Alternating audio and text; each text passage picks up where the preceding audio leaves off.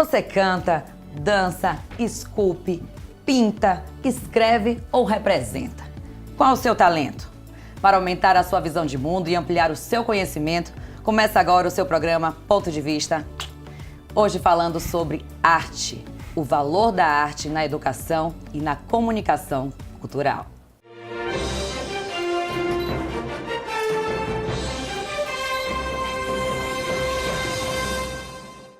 E hoje comigo aqui no estúdio, Chema Rodrigues.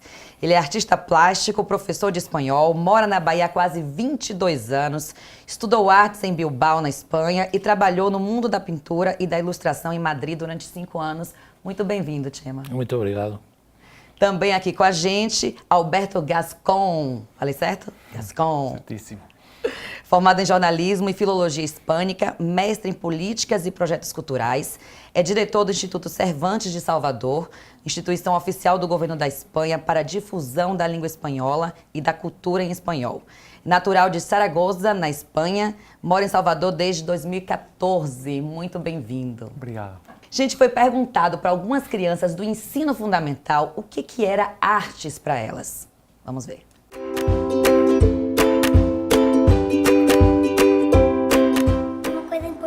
Que nos ajuda. E daí a arte também representa uma coisa boa pro mundo, pra natureza, pra todos os lugares do mundo, enfim. A arte é boa, explica a gente.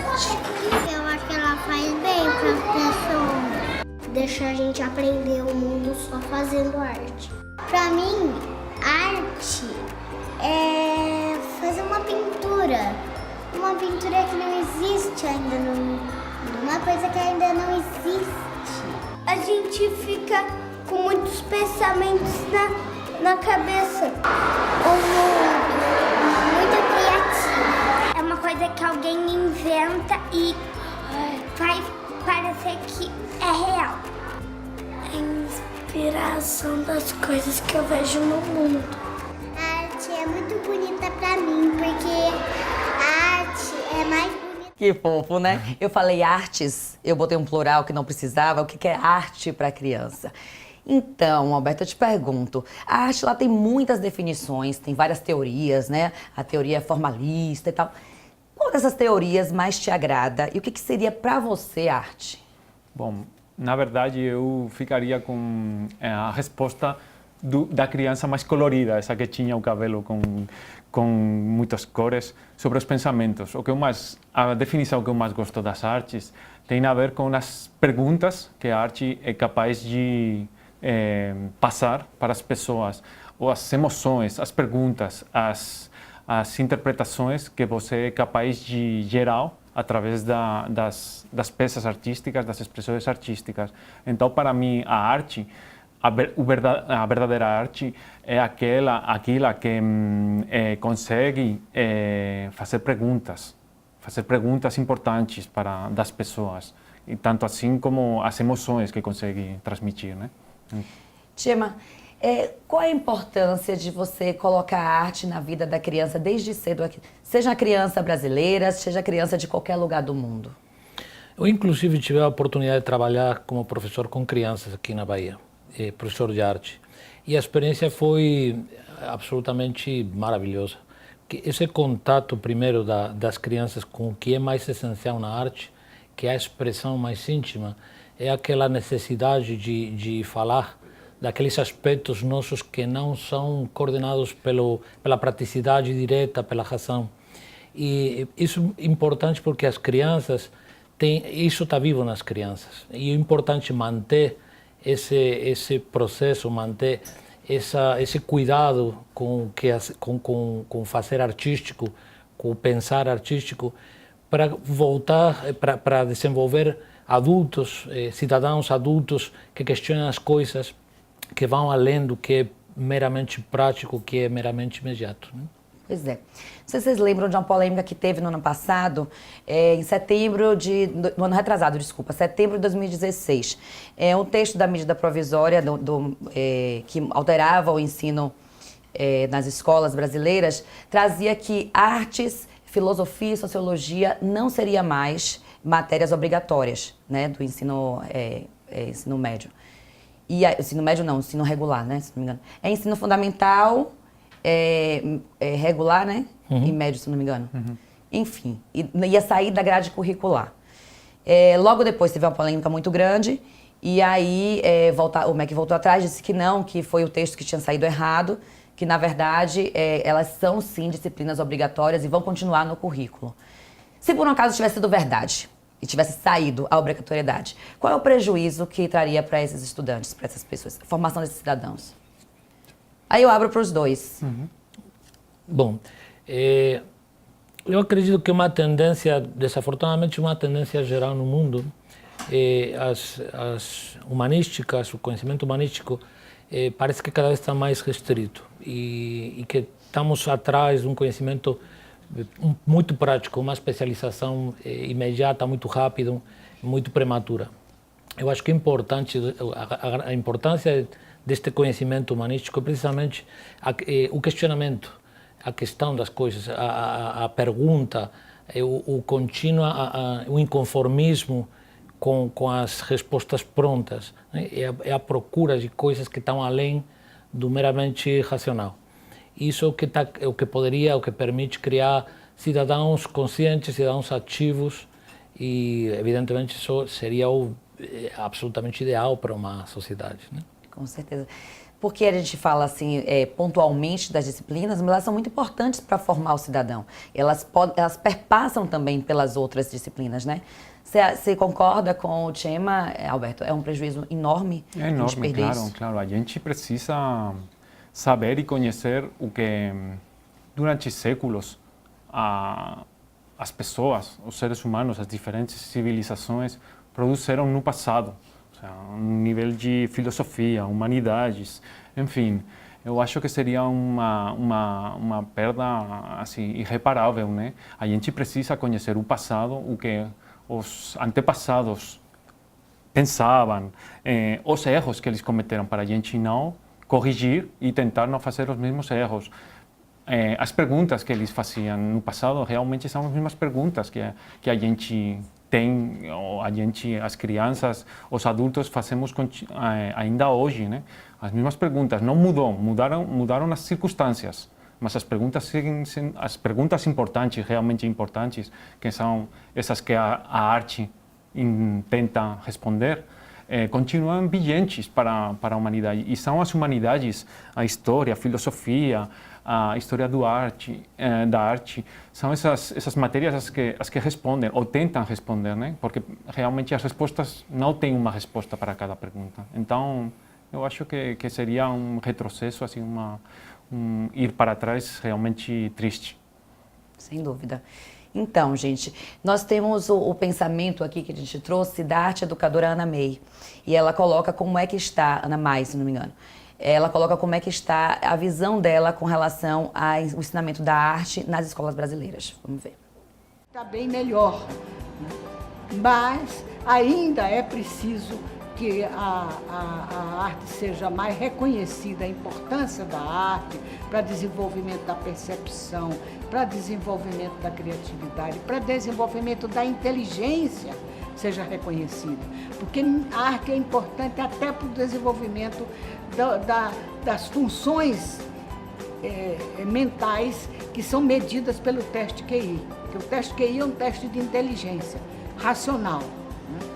Então a arte também desenvolve essa área racional, né? E várias pesquisas provam isso. Há um pesquisador, James Catterall, que ele é especialista nisso, em mostrar e provar, através das pesquisas, inclusive de outras pessoas e não dele, que a arte desenvolve a capacidade de você aprender outras áreas, desenvolve a sua inteligência, que você vai aprender melhor as outras áreas, a matemática, o inglês, porque ele é americano, né?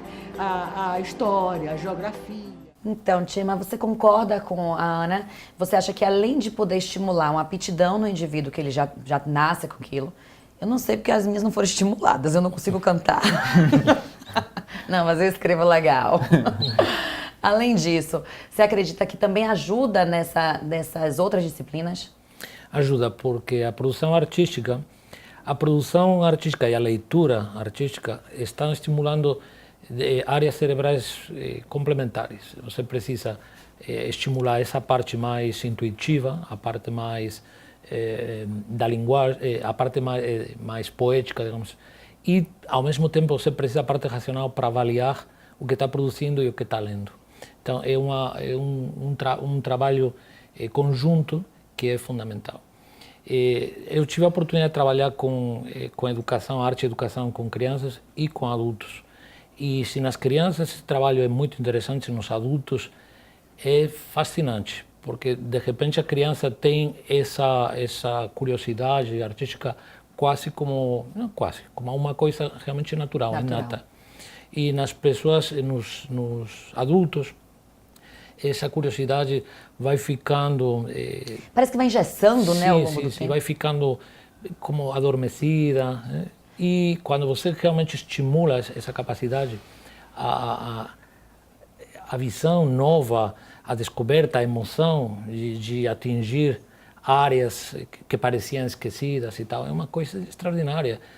A experiência de ver adultos chegando a chorar de emoção, né, na produção e na capacidade de ler obras de arte que nunca tinham, aparecia como algo excessivamente longe, excessivamente sofisticado, né? É uma coisa extraordinária. Maravilha, é como se tocasse algum ponto que estava desligado, que foi desligado ao longo do tempo e reativasse. Mais que desligado, eu diria que adormecido. Né? Adormecido, maravilha. E Alberto, como é que se transforma a arte num veículo de comunicação cultural? Como é que ela tem esse poder, assim? É uma pergunta interessante. Eu queria apontar uma coisa sobre o vídeo que a gente assistiu agora. Sim. E os comentários do Chema, que é muito interessante. Eu acho que a arte também tem essa parte de expressar um pensamento que vai mais além da lógica. É por isso que movimentos tipo o surrealismo, na pintura, por exemplo, uma das coisas que o surrealismo é muito importante e realmente triunfou na história foi porque um pensamento humano, tão humano como a lógica, é o subconsciente também. Então, através das artes, a gente consegue expressar uma parte da humanidade que não é a lógica, que é a intuição, o subconsciente, uma parte racional, poderíamos falar, né? Que às vezes as matérias assim, matemáticas, linguagem. Então, a arte é muito importante também, porque as crianças e os adultos também podem expressar, responder perguntas de um jeito que não é lógico. Então é muito importante também não esquecer que a gente temos uma parte consciente, mas também temos uma parte subconsciente. Que é muito importante ser trabalhada até para saber expor a parte consciente. Exatamente, e porque aí as respostas das perguntas vão ser diferentes também, porque o caminho, o percurso, o itinerário vai ser diferente também. Não vai ser lógico, não vai ser um percurso natural, lógico. E também uma das coisas interessantes é que essa inteligência do QI, realmente a gente tem muitas inteligências, não só a inteligência racional, tem a inteligência cultural, relacional, de língua. Então, só que a gente, o sistema realmente está assim como muito limitado. Tenta funilar para uma coisa só. Exatamente. E eu acho que no futuro a educação vai se abrir muito. Não vai ser esse sentido de QI ou de inteligência racional, não.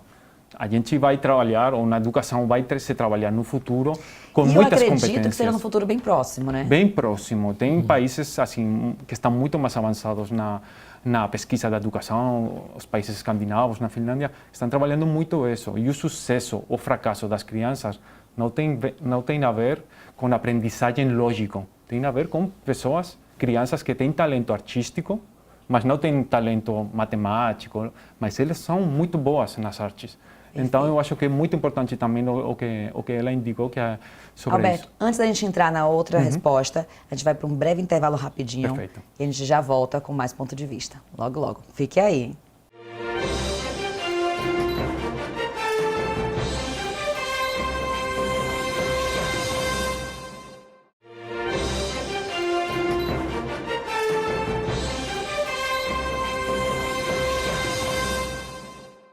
Voltamos com um ponto de vista, hoje falando sobre o valor da arte na educação e na comunicação cultural. Quando a gente foi para o intervalo, a gente estava justamente com essa pergunta, não foi, Alberto? Como é que a arte se coloca como veículo de comunicação cultural? E aí eu jogo para os dois. Vamos, Tim.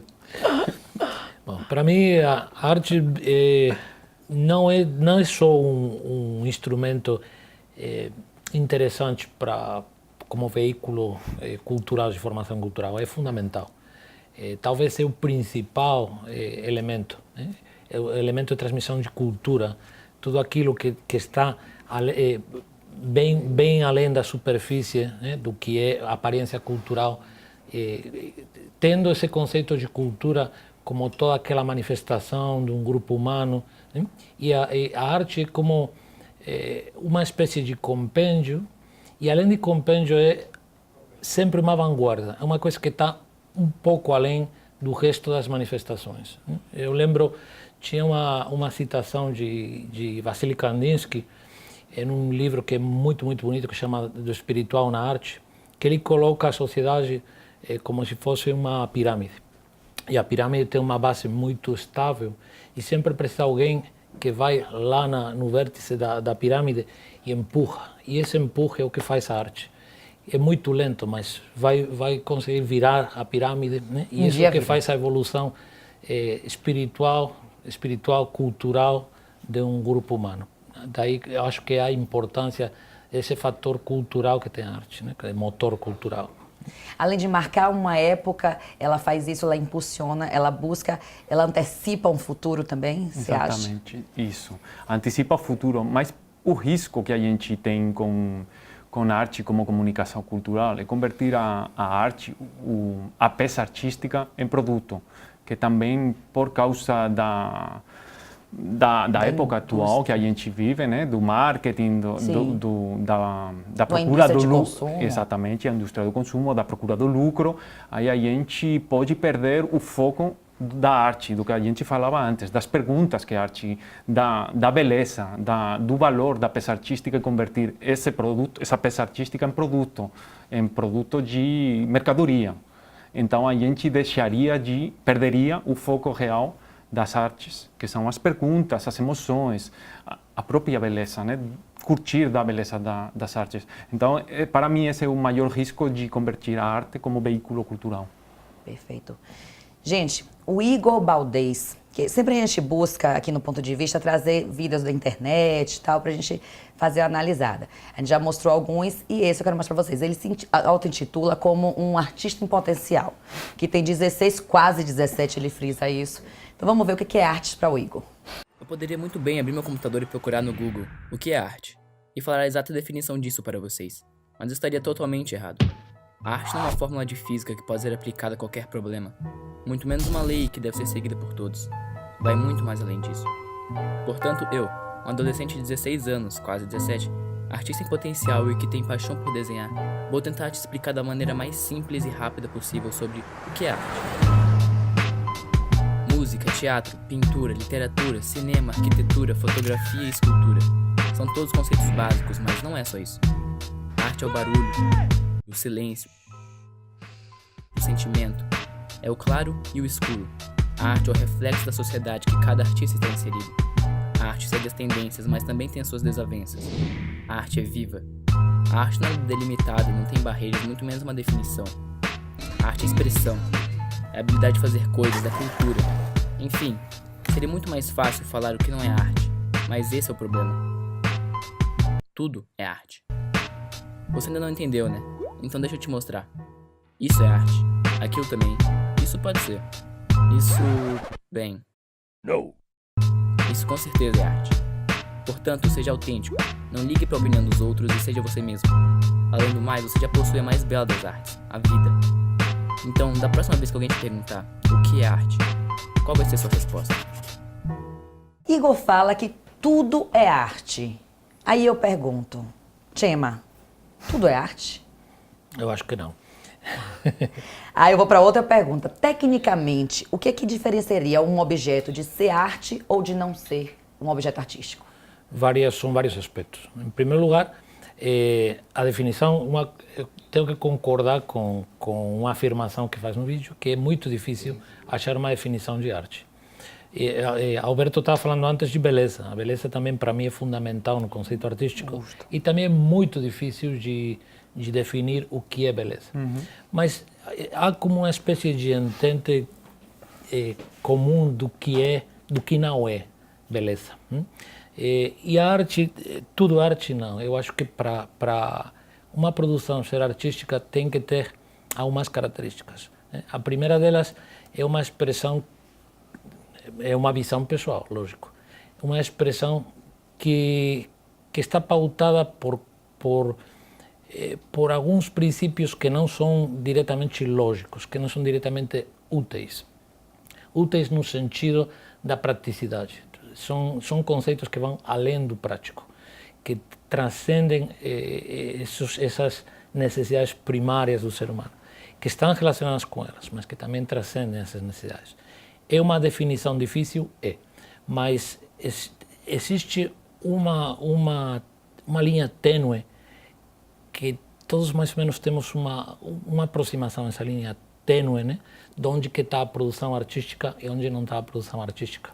A produção que é diretamente prática, é a diferença. Sabe o que eu ouvi uma vez? Que a arte, a obra de arte, ela tem início, meio e fim. Ela precisa estar acabada. E que o que não acaba, o que continua, por exemplo, seria uma diferença entre arte e filosofia.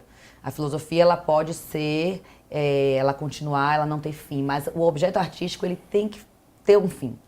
Você concorda com isso?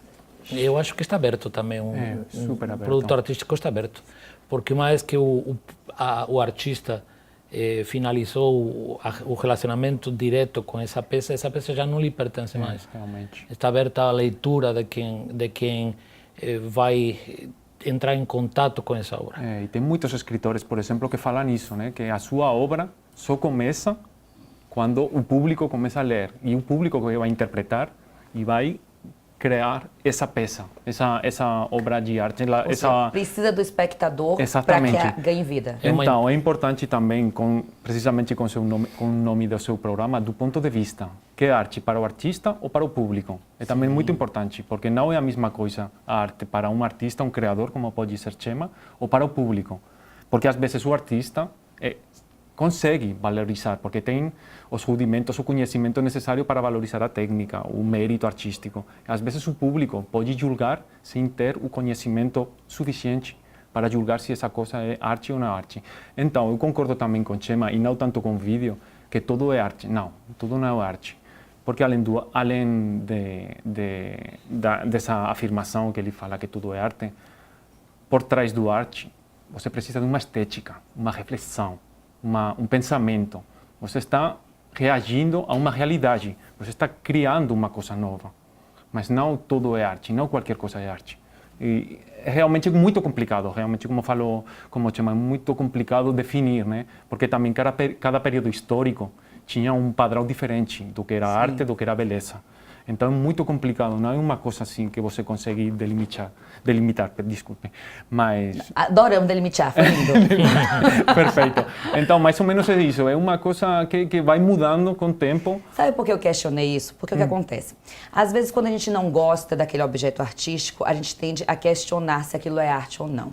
E aí eu vou lembrar a polêmica que aconteceu no ano passado, quando 2 exposições, na verdade 3 foram, né, canceladas. Nós tivemos a Labette, né, que foi aquela exposição onde o homem nu estava deitado e a criança interagiu, e aí foi super questionada e tal. E tivemos a Queer Museu, né, que também foi outra exposição, que era em Porto Alegre, né, do Santander Cultural, e que ela foi suspensa também por ser acusada de incentivo à pedofilia, zoofilia e tal.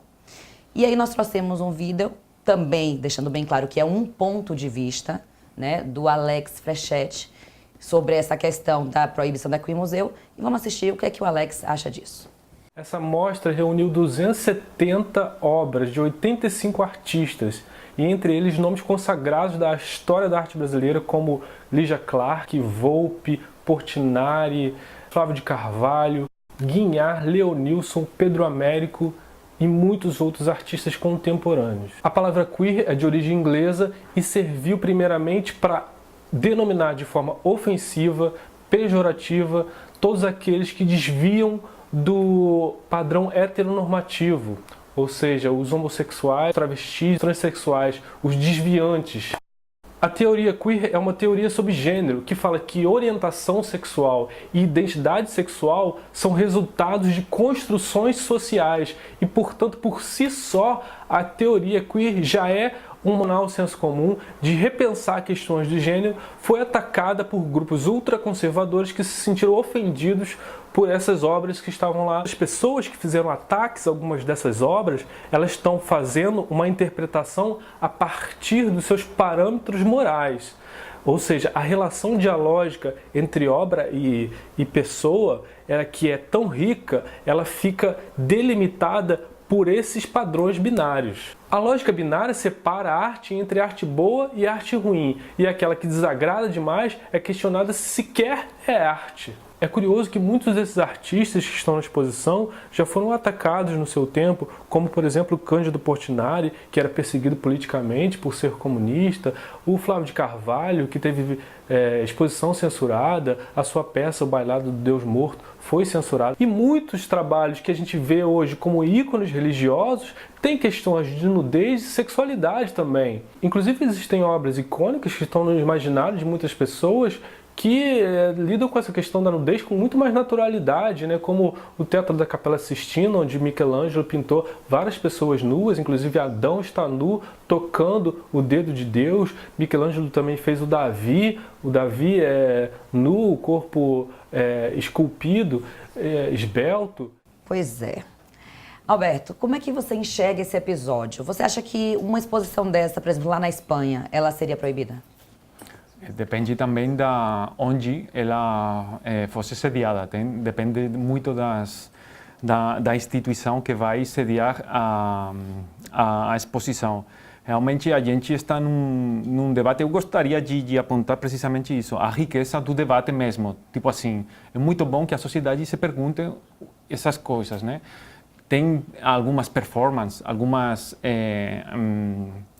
poderíamos falar, criações artísticas que precisamente a única coisa que procuram é a provocação, criar esse debate na sociedade. Realmente o artista alemão, por exemplo, em São Paulo, foi isso, simplesmente ele queria plantear essa dúvida, esse debate na sociedade sobre o problema que a sociedade tem, por exemplo, com a nudez. Nudez, você fala? Nudez, exatamente. Então, não é uma novidade que a arte faz isso. Duchamp fez a mesma coisa há um século atrás. Também foi um escândalo. E os escândalos aconteceram muito no mundo da arte, mas é quase necessário para progredir, precisamente. Eu acho que é legal esse debate. Aí, o que eu não gosto tanto são dos fundamentalismos e das proibições. Eu não gosto muito desse... Mas compreendo também as posições. Compreendo perfeitamente as posições dos pais, por exemplo, com filhos que têm que lidar com algumas situações que são uma provocação e, às vezes, as explicações chegam com dificuldade para crianças que não estão preparadas, né, mentalmente para receber algumas informações. Eu sei que Sheima está querendo falar sobre o assunto, mas aguenta um pouquinho. A gente vai para um rápido intervalo e já voltamos. Não saia daí, hein? Tô de olho.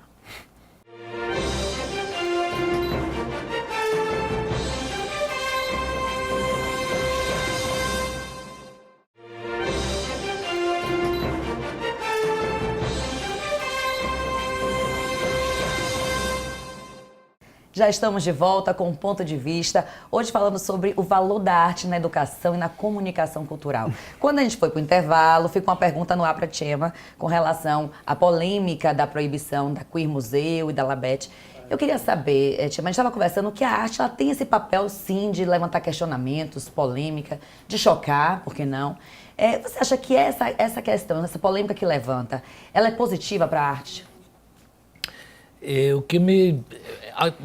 A partir do vídeo que a gente viu, despertaram vários pontos que eu acho que são interessantes de comentar, né?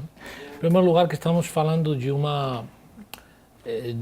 fenômeno de comunicação. A arte é um fenômeno comunicativo. Como todo fenômeno comunicativo, precisa dois interlocutores. Então, se a pessoa se fecha a receber esse fenômeno comunicativo, não existe o processo comunicativo.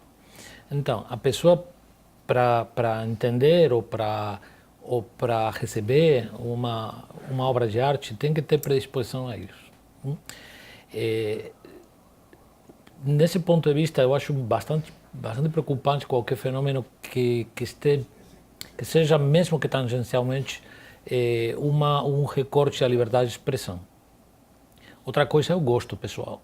A pessoa pode gostar ou não gostar de uma determinada expressão artística, mas eu nesse ponto de vista, talvez, pois sou artista, eu acho que se não estamos entrando numa área, num terreno de quebranto da lei, de contravenção, é liberdade de expressão. Se não gosta, é seu direito, mas limitar essa capacidade de expressão, eu acho que é bastante problemático e um precedente perigoso na sociedade. Talvez seja importante também que as salas, os espaços onde acontecem essas performances, avisem, né? Talvez seja jeito de prevenir algumas situações, de evitar situações com crianças ou com uma parte da sociedade que pode sentir-se, sei lá, molestar.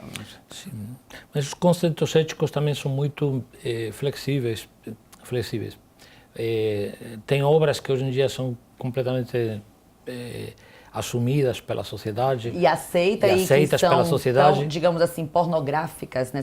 Nem usar esse termo pornográfico, mas eróticas, termo melhor. Sim. São tão ou mais eróticas e são facilmente aceitas, enquanto uma outra choca. Sim, tem artistas... ou a violência, né? Mesmo também a violência, videogames, por exemplo, com crianças, acontece muito também e não tem problema para isso. Então, esse dobro pensamento é... Alberto estava falando no início das vanguardias, né, das primeiras vanguardias, finais do século XIX, início do século XX, estavam rodeadas de polêmica com o corpo nu, e as performances dos surrealistas eram sempre a partir de corpos nus e tal, e é uma polêmica muito antiga. Por isso que acho preocupante que no século XXI voltar essa tentativa a limitar. Não só você achou preocupante, como também toda essa polêmica fez com que 100 artistas renomados se reunissem e criassem uma hashtag 342artes. Vamos ver esse vídeo agora. Sem arte. É um país sem voz. Não vamos nos deixar enganar. Não vamos nos intimidar com ódio. Não vamos mais tolerar os intolerantes. Esse discurso da pedofilia é mentiroso. Porque é muito claro que nessas expressões artísticas não há pedofilia. Ninguém é obrigado a ir ao museu, mas nós não devemos proibir que eles existam. Eu quero que o museu no Rio. Não querem deixar a gente falar. Não querem deixar você pensar e, mais do que isso, eles querem se aproveitar de um moralismo barato para atingir os seus próprios interesses. Censura, fundamentalismo, moralismo. Em que ano nós estamos? 2017? O que é inacreditável para mim é que a gente esteja precisando discutir no século XXI censura às artes.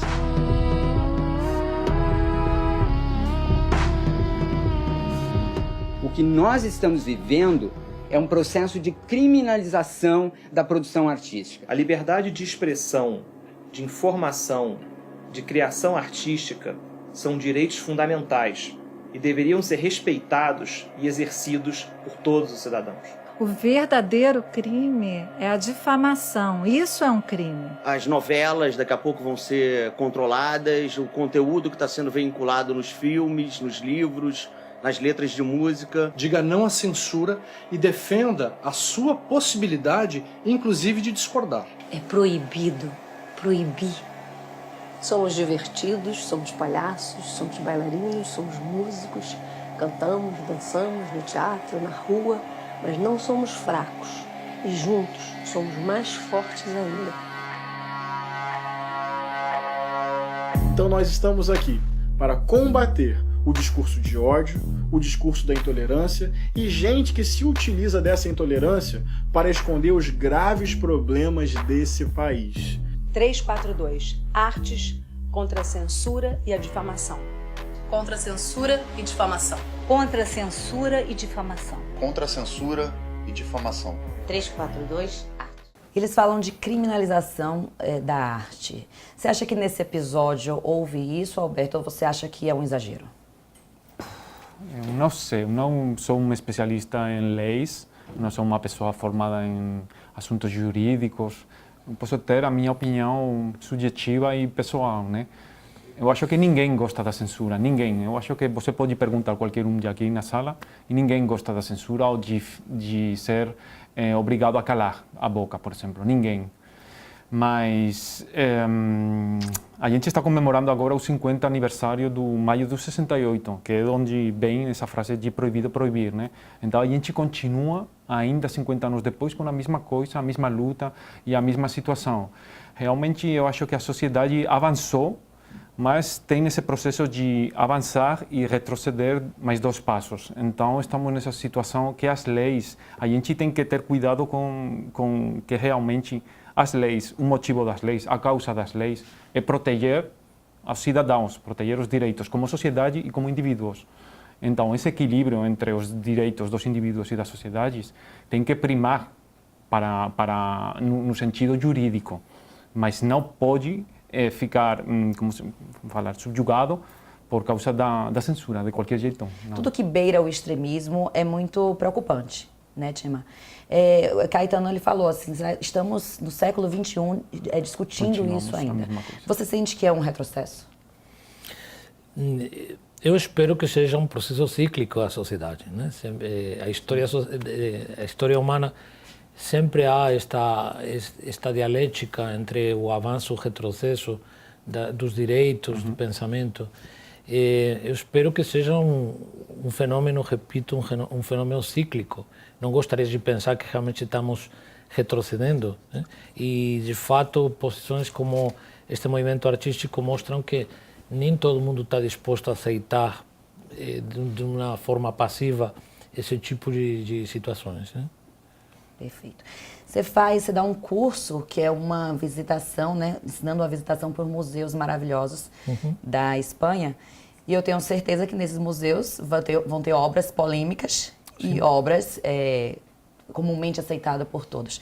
Conta um pouquinho pra gente como é esse curso, quais são os museus que fazem parte. Já quero aqui viajar, já que eu não tô, já quero me imaginar lá quando eu for. Só um parêntese, lembrando um episódio que aconteceu, eu fui uma vez no Louvre. E aí quase me mataram porque eu fui tirar uma foto com flecha da Mona Lisa. Que eu fiz um sacrilégio. Mas foi sem querer, desculpa aí, viu, gente?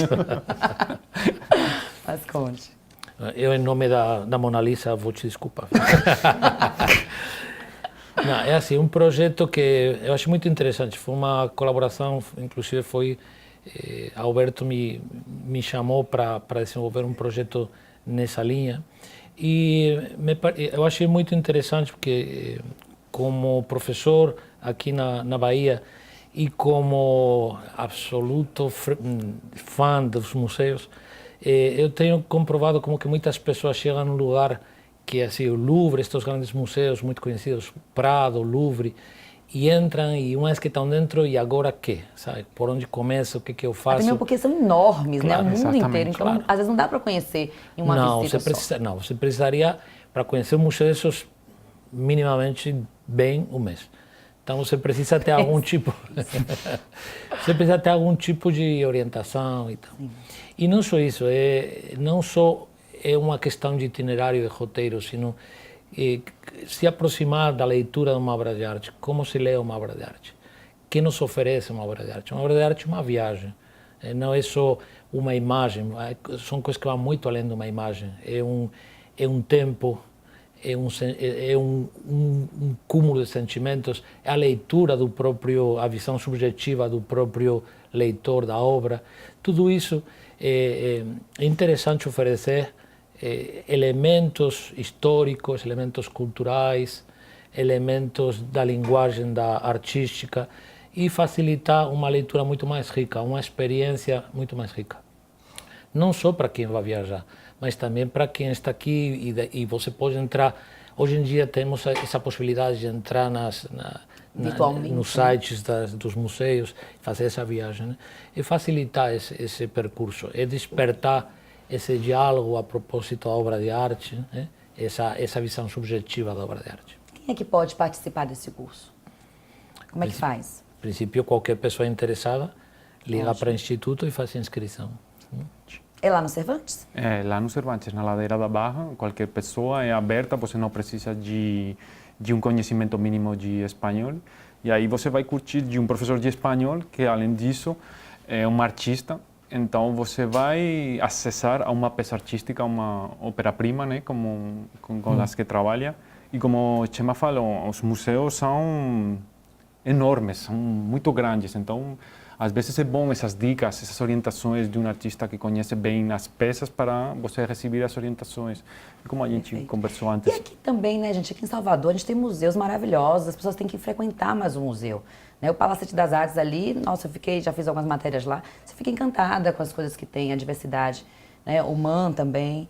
Então, o Museu de Artes da Bahia, o MAB também. Exato, e às vezes a gente não consome esse tipo de lazer e de cultura. E foi aí, pensando nessa, que possibilitar, disponibilizar para que as pessoas tenham acesso, que há uns 2 anos atrás, a Prefeitura de Porto Alegre fez uma ação. Vamos ver qual foi essa ação.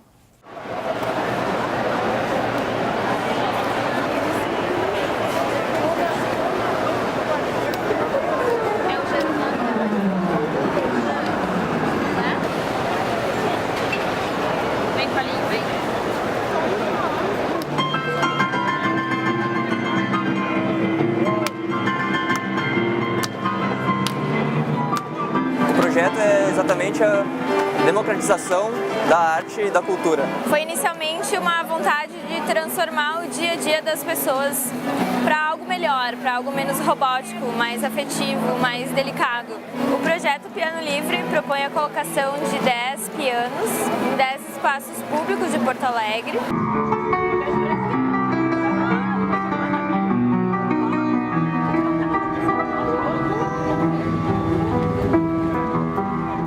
Espaço público, uma arte que é de graça, né?